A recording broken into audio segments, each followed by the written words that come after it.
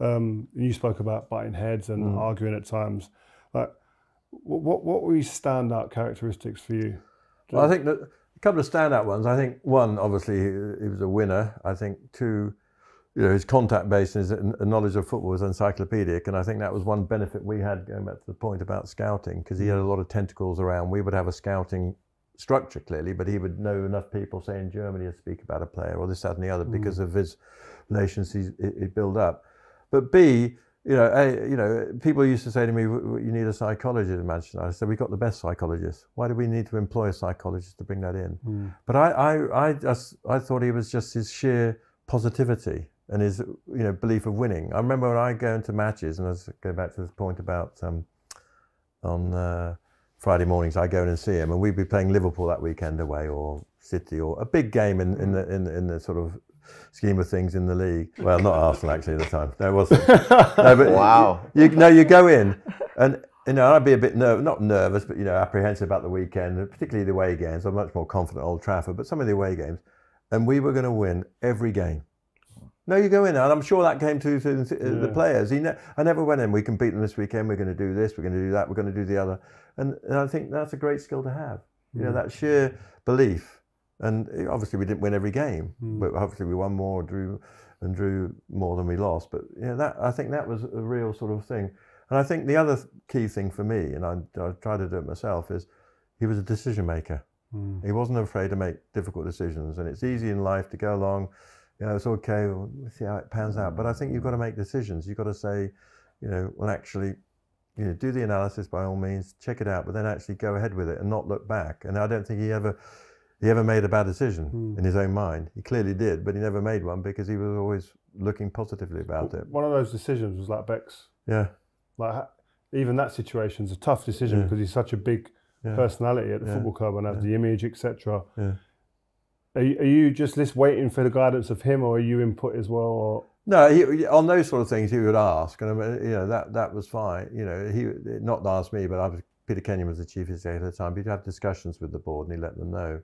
And similarly with Wayne, he had an issues with Wayne, and we would have big discussions in terms of, at one point, you remember, and so we had discussions, and he'd speak to me about that, and I'd point out certain issues. I remember doing a decision tree to sort of try and help. Was you going to let him go? No chance. But that's so I think that was good, and I think the other thing is, he could recover well. I don't know. Again, after a tough weekend, he would sort of, he would come in. I think really positive about the next game, and really sort of, and I think that spirit and sort of lifting everyone, because you lose a big game, you're all a bit down, but then to come in on the Monday or whatever and look forward to the next one, I think it was very good. So, and I think all of that, and as I say, his knowledge is encyclopedic to this day about football, and about players and things like that. So it's quite funny. Just one quick funny story to show the enthusiasm of Alex Ferguson.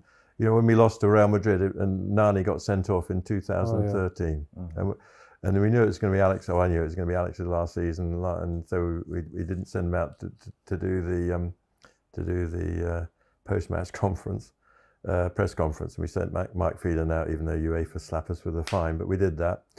And it was that Turkish referee, you remember? Yeah. So come the summer, it was August. It was a Champions League playoffs, and I was in London. And the phone rings, it's Alex. He said, "Are you watching the playoff?" And I think it was PSV versus someone. And I said, "No." And he said, "Guess who's refereeing?" I said, "I probably can guess." And he still can't referee. He said, his language is a bit more choice. That's my point. So he still got that. So I think that's right. And I think, that whole winning ethic. And if you don't have a football club that actually, is there, wants to win, then and that's its goal, then you might as well give up. Did you ever receive the famous hairdryer treatment? Yeah, a few times. No, but again, but I can give something back. No, perhaps not. Mine was probably not the biggest hairdryer, but it was. But I think that's fine, and I think Alex is very black and white, as we know. But I think my point is he doesn't bear grudges, and you go out of the room and he ring up and he might say, "Oh, a bit over the top there," and apologise, and you move on. So that's, to me, is a mark of his management style and things like that. And I think, so in other words, knowledge, experience, intelligence. He's a good people person, and being decisive for me, what I would categorize him as.